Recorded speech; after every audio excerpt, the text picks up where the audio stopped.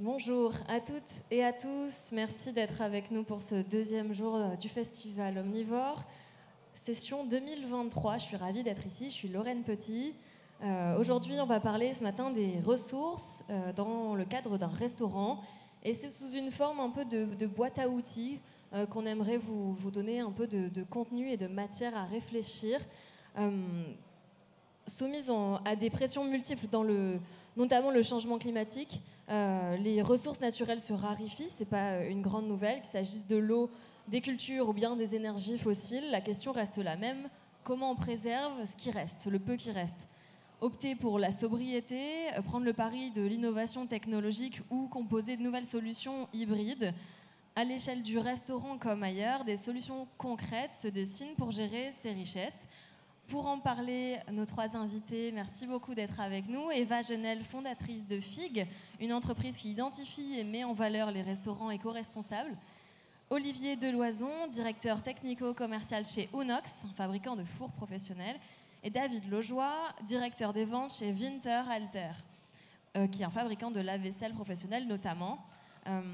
Pour commencer, Eva Genel, la préservation des ressources et la sobriété à tous les étages, c'est ça votre credo chez FIG?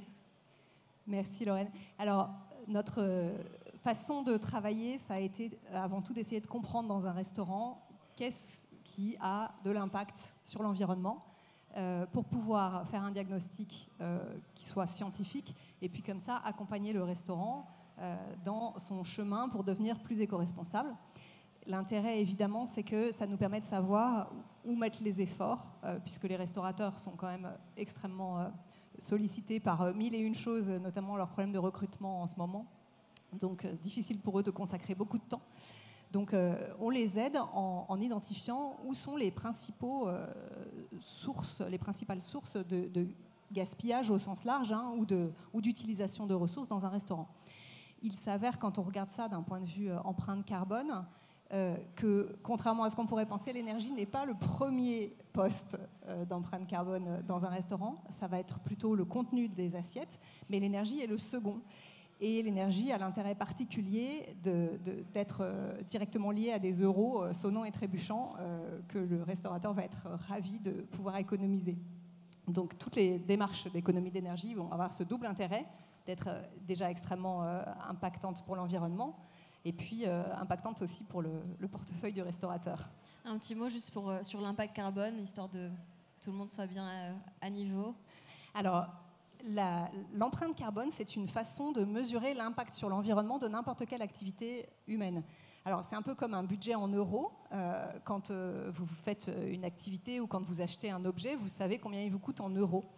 Eh bien, vous pouvez aussi vous renseigner pour savoir combien ça vous coûte en carbone, de la même façon qu'un euro, puisque les scientifiques ont mesuré vraiment l'impact sur l'environnement de chacune de nos activités, que ce soit la production de fruits et légumes, la production de n'importe quel ingrédient qu'ensuite on mange, que ce soit la production d'un kilowattheure d'électricité qu'ensuite on va utiliser, que ce soit la fabrication aussi d'un objet. Donc l'empreinte carbone n'est pas du tout la seule méthode pour mesurer l'impact environnemental.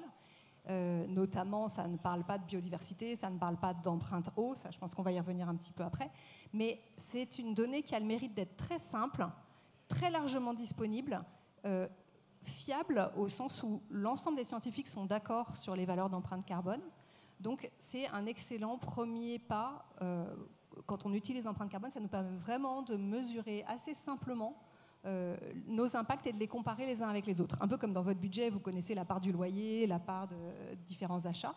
Et bien de la même façon, le restaurateur peut savoir dans son empreinte environnementale, dans son empreinte carbone, quelle est la part du contenu des assiettes, de l'énergie, des déchets, de la mobilité s'ils disposent d'un véhicule, etc. On n'apprend pas ça en CAP cuisine quand on est restaurateur, quand on est cuisinier. Moi, j'avais passé un CAP, j'ai jamais entendu parler d'impact, d'empreinte carbone. Je m'y intéressais par ailleurs, mais c'est pas quelque chose du tout vers lequel on les oriente. Comment on amène les restaurateurs à cette prise de conscience? Oui, alors c'est effectivement pas du tout enseigné pour l'instant. Ça serait merveilleux que ça le soit plus.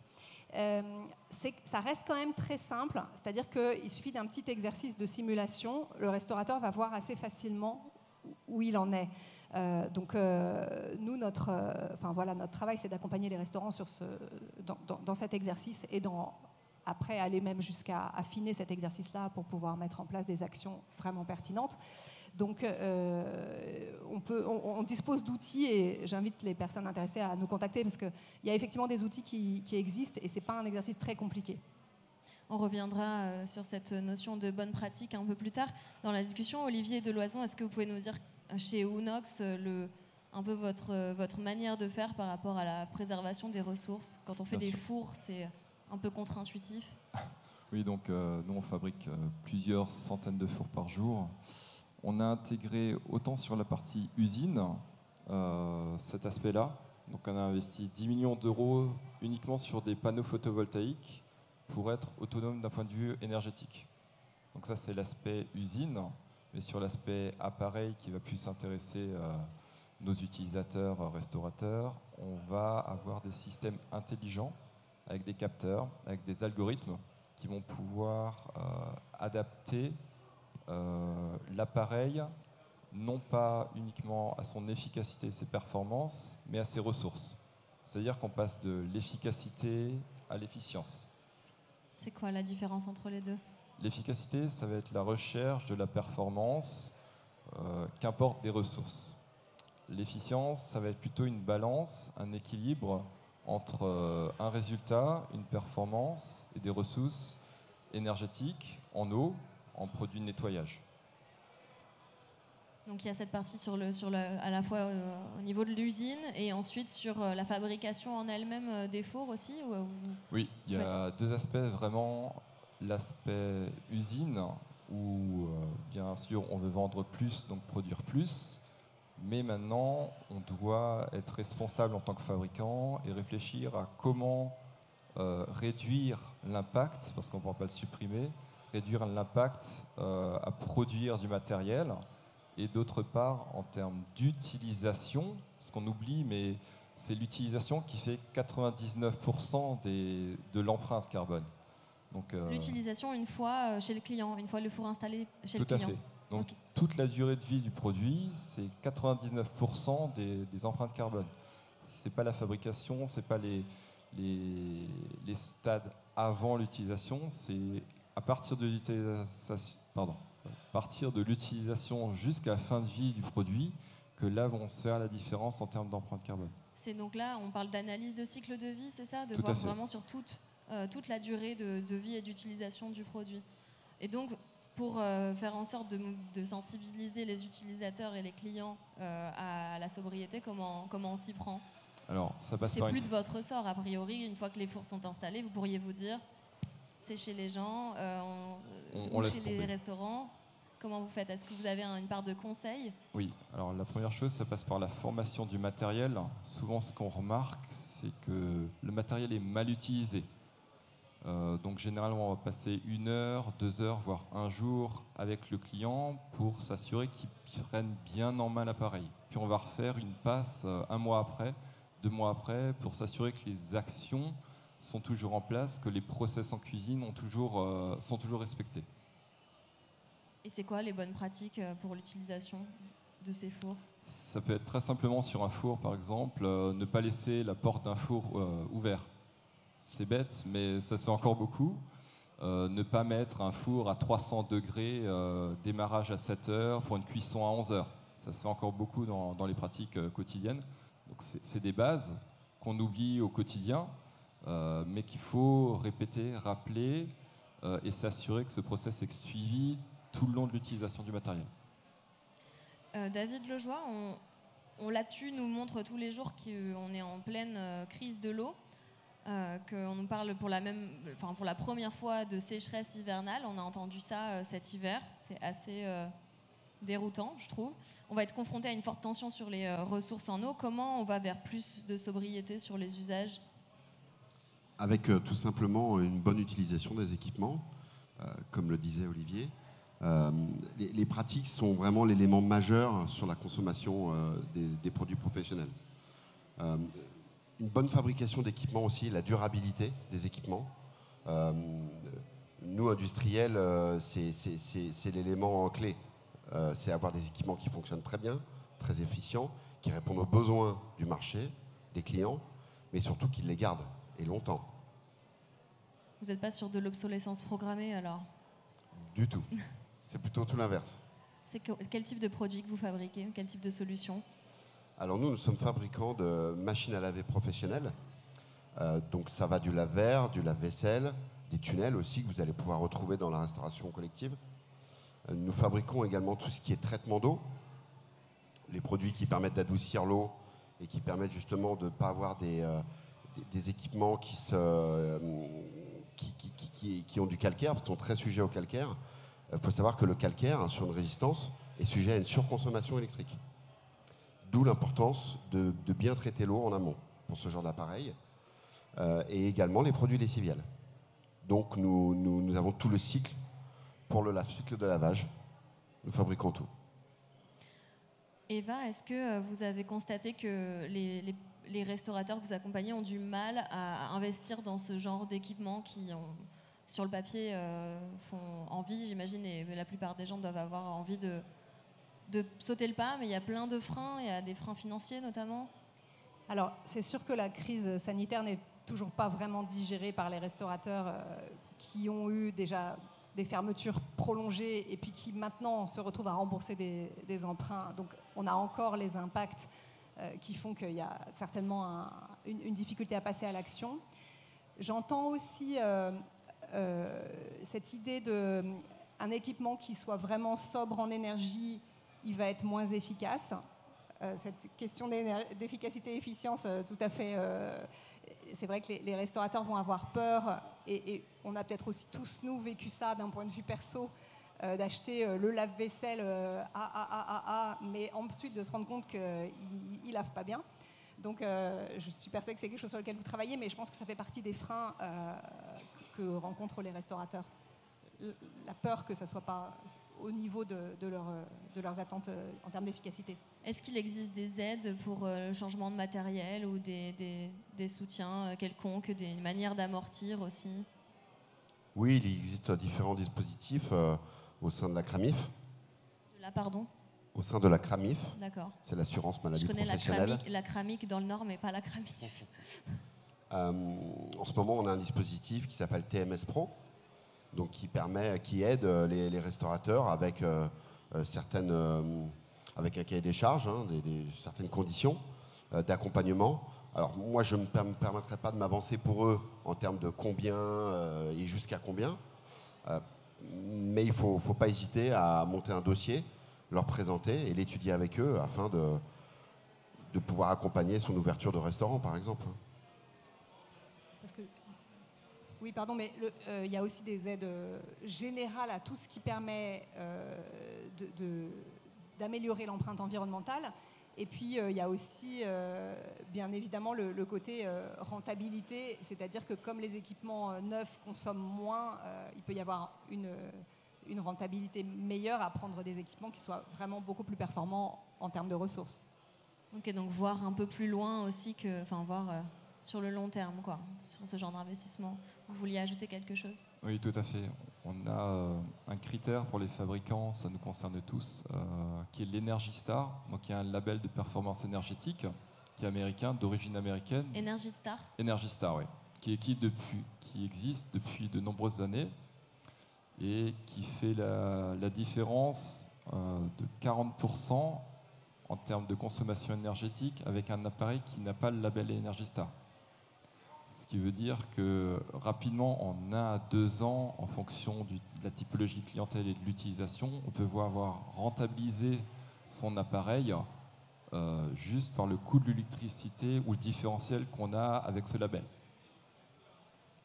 J'ai une question par rapport à la foi dans la technologie comme toute puissante et qui nous sauverait de tous nos maux. Est-ce que vous y croyez à ce solutionnisme l'un et l'autre en ayant des produits qui sont quand même à la pointe, j'ai l'impression, de ce qui se fait dans vos domaines? On voit que la technologie nous aide bien, on a tous des smartphones. Donc c'est un accompagnement naturel en fait. Je vais prendre un exemple, moi, en ce qui me concerne. Très souvent, dans les restaurants, j'ai été moi-même un ancien restaurateur. Le premier des réflexes, une fois qu'on passe la porte du restaurant, c'est de tout allumer. Et pas d'allumer tous les équipements. Alors qu'on n'a pas forcément besoin tout de suite de tels ou tels équipements. Donc ça passe par des bonnes pratiques. Ça passe aussi par la technologie éventuellement, puisqu'il y a des équipements que vous pouvez programmer à l'allumage. Tout simplement. Effectivement, ce que dit David, c'est on a des fonctions de départ différées qu'on peut programmer, donc on peut vraiment affiner maintenant l'utilisation et caler les matériels par rapport à ça. Donc on va pouvoir vraiment, comme un process industriel, vraiment avoir un peu un process industriel, mais en cuisine, à petite échelle, pour vraiment économiser un maximum de ressources. On peut par exemple utiliser son matériel pendant les heures creuses, on peut avoir des systèmes comme les optimiseurs d'énergie qui vont aider aussi à ça. Donc c'est d'abord faire attention à ses usages et être sobre avant de vouloir absolument investir dans de la technologie peut-être.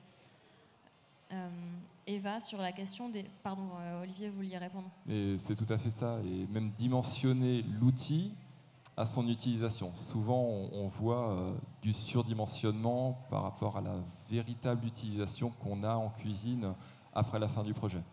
Oui, ça concerne aussi la manière d'équiper ces cuisines professionnelles et de la réflexion dans la conception d'une cuisine pro ou de la rénovation, parce qu'il y a les deux. Certainement qu'à Paris, il y a beaucoup plus de rénovation que de construction ex nihilo de cuisine, étant donné le prix du foncier. Comment on se fait accompagner sur la conception d'une cuisine ou la rénovation? Pour ça, vous pouvez vous faire accompagner de nous, ici présents déjà.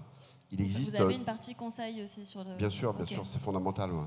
Et également, quand on va aller un petit peu plus loin dans la démarche, il existe des architectes de la cuisine, des bureaux d'études cuisine professionnels, qui sont capables de vous faire une conception de rénovation ou de création complète, tout en tenant compte des contraintes techniques du lieu.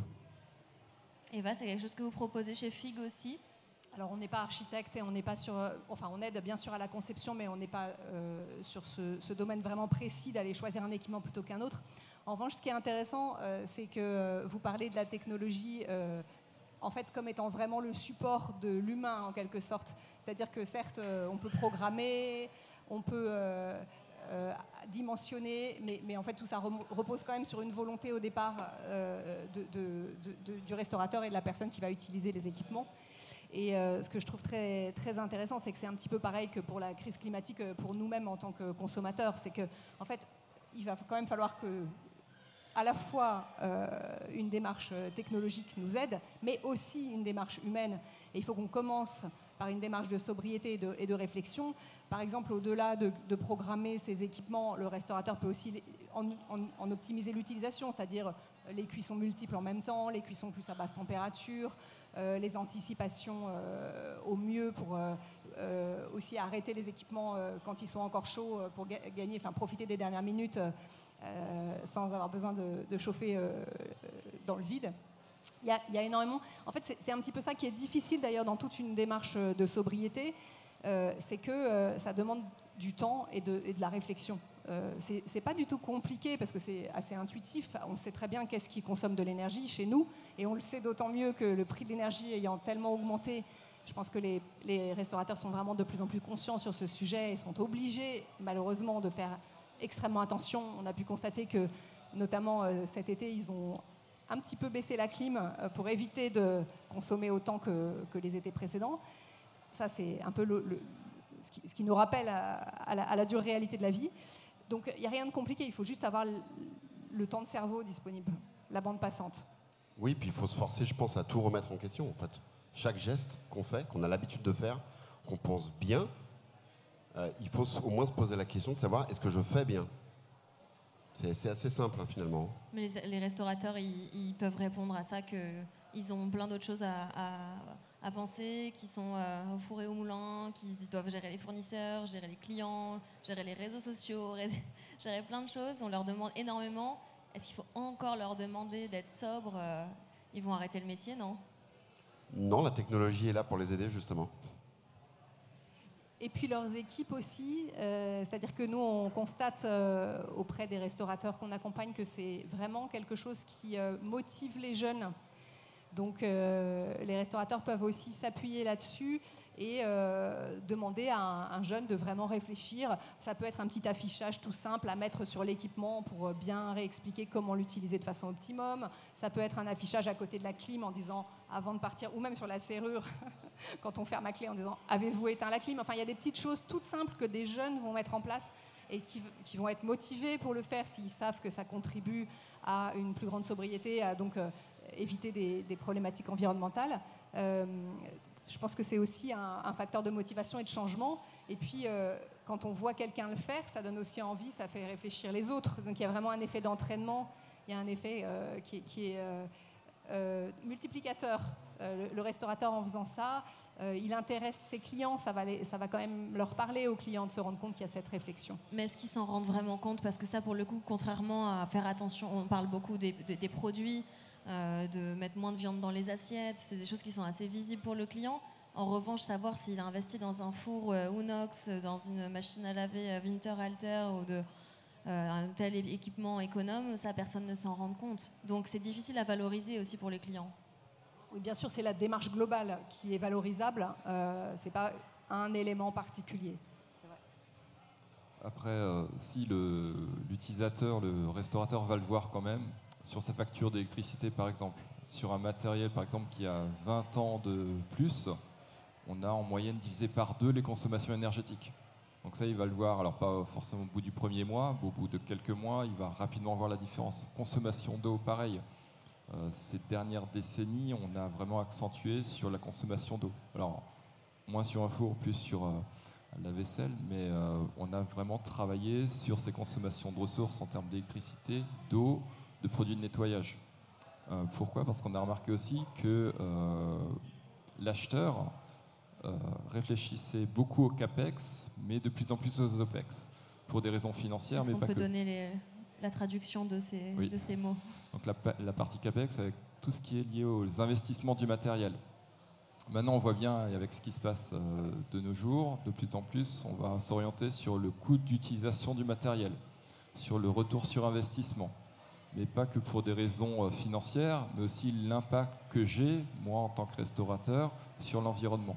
On sent que les nouvelles générations ou dernières générations sont responsables, veulent avoir du sens par rapport à ce qu'elles font, par rapport à leur activité, au-delà de la partie financière. Dans la laverie, on le voit aussi, par exemple, sur les produits lessiviels.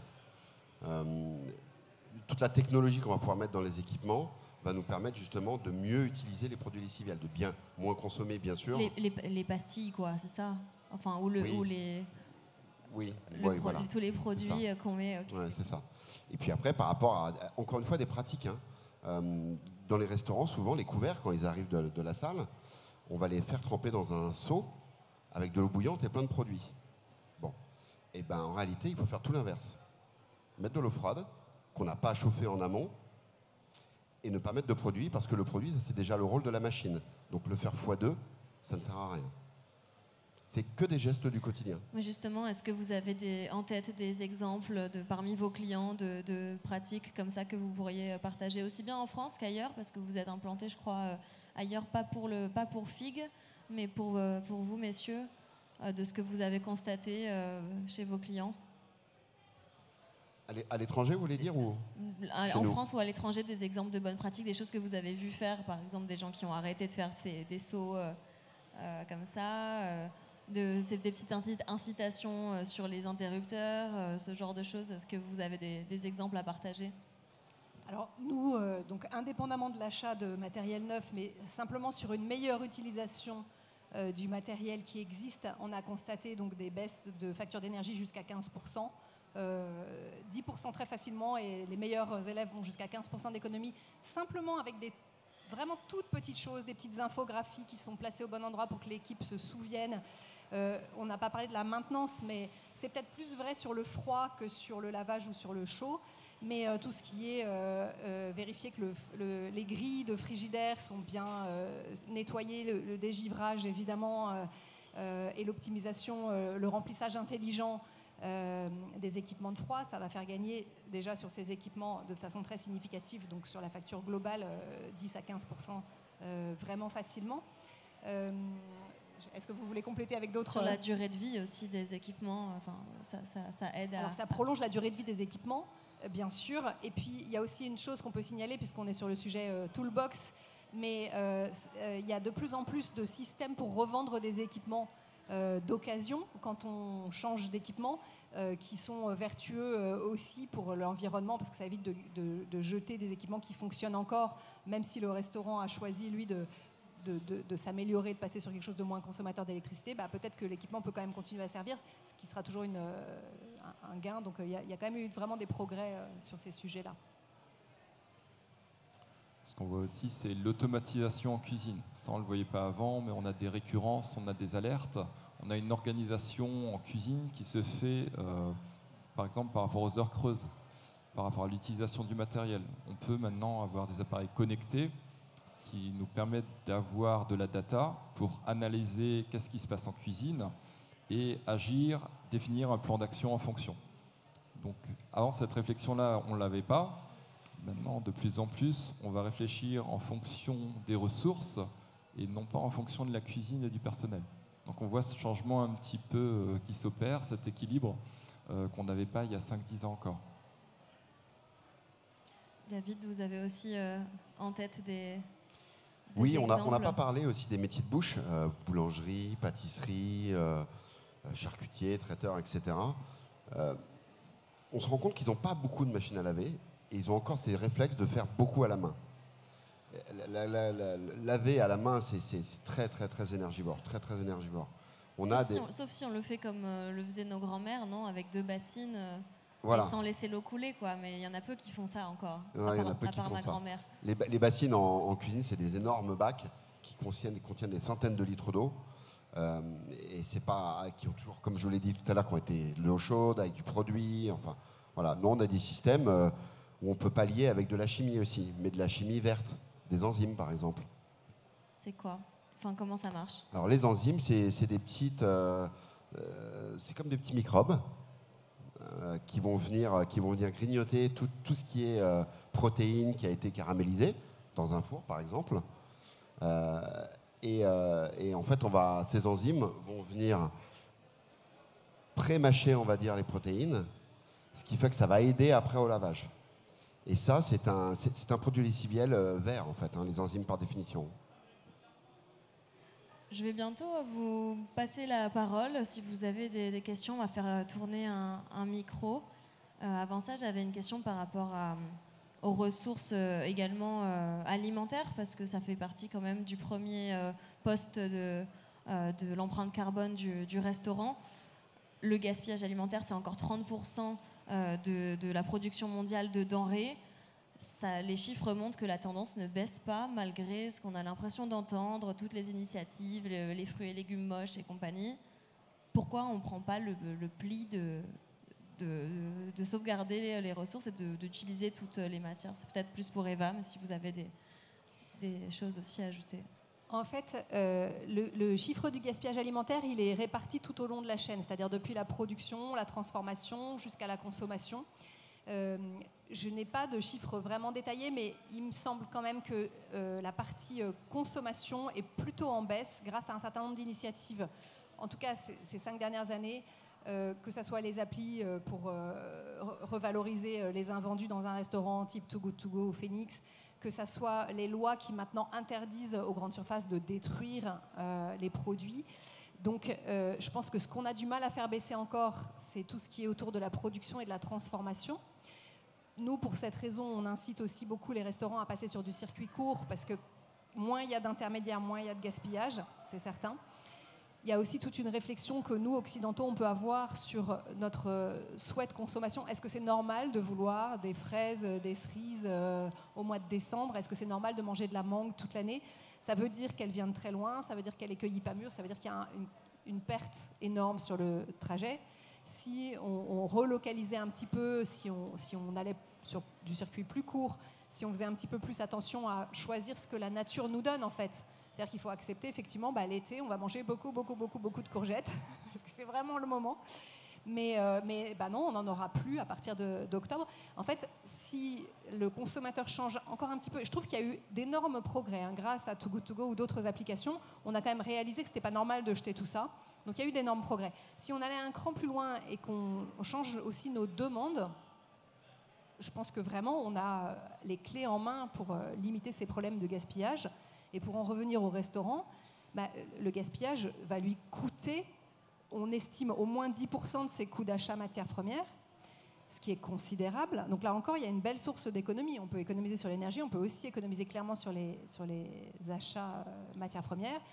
Comment? Avant tout en ayant une carte courte. Quand on voit la carte où il y a un plat du jour et une ou deux autres options, ça sera évidemment beaucoup plus facile à gérer en termes de stock, en termes de non-préparation inutile, de non-gaspillage, qu'une carte à l'ancienne d'une brasserie qui propose tout ce à quoi vous auriez pensé sera disponible. Il y a la part de responsabilité de la restauration privée, mais il y a aussi la restauration collective qui fait en volume bien plus de repas que la restauration privée. C'est moins l'objet d'Omnivore, mais c'est quand même un thème social hyper important. La restauration hors domicile dans la restauration collective représente je ne sais plus combien de millions de repas par jour, mais c'est énorme. Là aussi, c'est quelque chose sur lequel on peut avoir vous avez un rôle à jouer sur les ressources de manière générale dans la restauration collective? Bien sûr, alors par rapport à la partie cuisson que je connais bien, c'est toujours de l'éducation. On parle souvent de gaspillage, mais il faut voir dans le détail. C'est-à-dire le gaspillage, ça va passer par exemple par de la freinte, donc la réduction de matière d'un produit. Souvent, ce qu'on voit nous en cuisine, c'est qu'un produit est surcuit ou trop cuit et va avoir tendance à réduire. Donc là, il faut vraiment analyser la situation, voir quelle température est utilisée, est-ce qu'elle est adaptée, quel temps de cuisson est adapté, est-ce que par rapport au produit, ça n'a pas l'agressé, par exemple, est-ce que c'est adapté? C'est particulièrement vrai pour la viande et le poisson qui se rétractent potentiellement beaucoup à la cuisson en fonction du mode de cuisson utilisé, c'est ça? Tout à fait. Après, ça va être aussi dans le processus, c'est-à-dire on va parler de cuisson, on nous parle souvent de liaison froide en France. Maintenant, il existe des systèmes en liaison chaude. Parfois, il faut faire un choix d'être en liaison chaude ou en liaison froide, ou la liaison froide n'a pas de sens. Chacune de ces options pour... Pardon ? Un mot juste de définition entre liaison froide et liaison chaude. Donc la liaison froide, c'est passer de l'étape de cuisson à l'étape de refroidissement, dans une cellule de refroidissement, pour après l'acheminer quelque part et le faire repartir en cuisson pour servir le menu. Donc ça, c'est avec un système de cuisine centrale par exemple, principalement. Et on va avoir un système de liaison chaude où là, on va maintenir à température le produit jusqu'à température de service et le servir. Où là, forcément, le fait qu'on n'ait pas de changement d'état de chaud à froid va réduire déjà le risque de freinte. On va gagner en temps et en consommation d'énergie. Donc ça, c'est aussi tout un repenser le système de la restauration collective avec plus de cuisine en interne dans les établissements, mais c'est colossal le travail qui reste à accomplir là-dedans. Tout à fait. C'est vraiment une nouvelle vision avec de nouvelles contraintes à intégrer et donc repenser le concept global, total de la cuisine. David, vous aviez quelque chose à ajouter sur cette question ? Oui, mais j'aimerais revenir sur la consommation. Tout à l'heure, vous parliez de consommation, justement. La consommation de la vaisselle, c'est-à-dire le taux de renouvellement de la vaisselle qui est lié à la casse. Et ça, c'est pareil, les pratiques. On a tout un tas de pratiques qu'on peut mettre en œuvre chez les restaurateurs afin qu'ils n'aient pas à renouveler de la vaisselle qui a été inutilement cassée. Comme par exemple, pour les verres, des systèmes qui permettent de ne plus essuyer les verres. plus les essuyer. De plus les essuyer, ouais. Les essuyer est égal à peu près 50% de casse. C'est lié à l'essuyage et à des mauvaises méthodologies d'utilisation des machines, des paniers, souvent aussi aux troubles musculo-squelettiques aussi, les TMS. Voilà. Ou des clients particulièrement maladroits? Non, pas forcément, non. Je voulais vous donner la possibilité de réagir, de donner aussi des exemples, si vous en avez en tête, de poser des questions à nos invités. Est-ce qu'il y a des choses qui vous viennent en tête? Ou est-ce que c'est trop tôt encore? Ok. Les gens sont sages lundi matin. Timide peut-être. Timide, sage, je sais pas, ou fatigué. Est-ce que vous avez quelque chose à ajouter qu'on n'a pas abordé, que vous vouliez, une question que vous vouliez soulever, un aspect supplémentaire par rapport à cette question de la sobriété sur les ressources, quelles qu'elles soient? Peut-être pour terminer, il y a le sujet des déchets autres que le gaspillage, pour avoir fait comme ça un panorama un petit peu de tout ce que le restaurant utilise. En fait, très clairement, le gaspillage reste quand même la première source à la fois en valeur euro et puis en valeur carbone, comme on redisait au début, puisque la nourriture, c'est ce qui a le plus de valeur et euro et carbone dans un restaurant. Donc tout ce qui est fait pour éviter le gaspillage, c'est vraiment très précieux. Il y a aussi tout le sujet des déchets autres, pour lequel nous, on invite donc beaucoup les restaurateurs à travailler en amont. Il y a le sujet de comment la nourriture est livrée, donc à essayer d'avoir des bacs réutilisables plutôt que ces cagettes en polystyrène abominables qui finissent tous les jours, enfin qui ne sont pas du tout réutilisables, donc qui finissent nécessairement à la poubelle et qui font que dans les centres-villes, on voit des entassements de poubelles. Et puis en aval, par rapport aux clients, tous les systèmes de consignes pour éviter d'avoir des emballages jetables qui soient vraiment trop souvent gaspillés. Olivier. Je pense qu'il y a un mot qui est intéressant, c'est le mot déchet. Je pense qu'en 2023, ce mot doit plus avoir sa place. Il faut qu'on réfléchisse de plus en plus à ce qu'il n'y ait plus de déchets tout court. Ce mot doit ne plus exister. Il faut vraiment être dans un circuit vertueux, un circuit fermé, un circuit renouvelable où le déchet doit être sans cesse revalorisé, à vita aeternam, sans fin. Donc il faut vraiment être dans cette perspective-là qu'un déchet ne doit plus être, doit être supprimé et avoir cette réflexion autant le fabricant que l'utilisateur.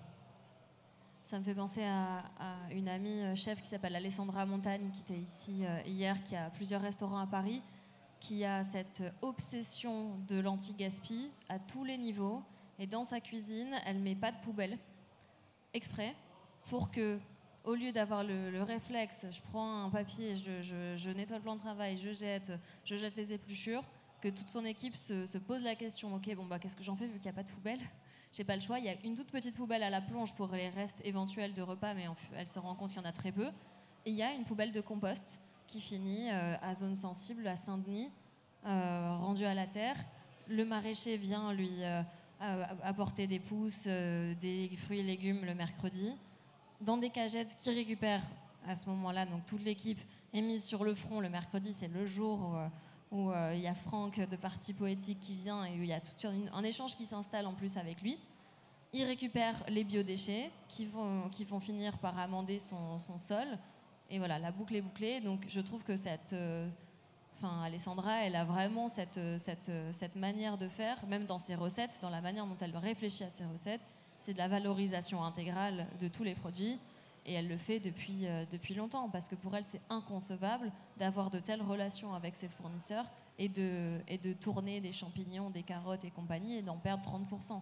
Donc il y a vraiment, heureusement, des personnes qui sont sensibles là-dessus. Et en fait, le fait de faire ça et de le transmettre ainsi à son équipe, c'est quelque chose qui est formidable à voir. Parce que derrière, c'est autant de futurs cuisiniers qui vont faire la même chose dans leur établissement. Ça vient à la base de la conception de la recette, en fait. Oui, complètement. C'est la première réflexion qu'ils doivent avoir. C'est qu'est-ce que je dois faire comme recette pour avoir du zéro déchet. Complètement.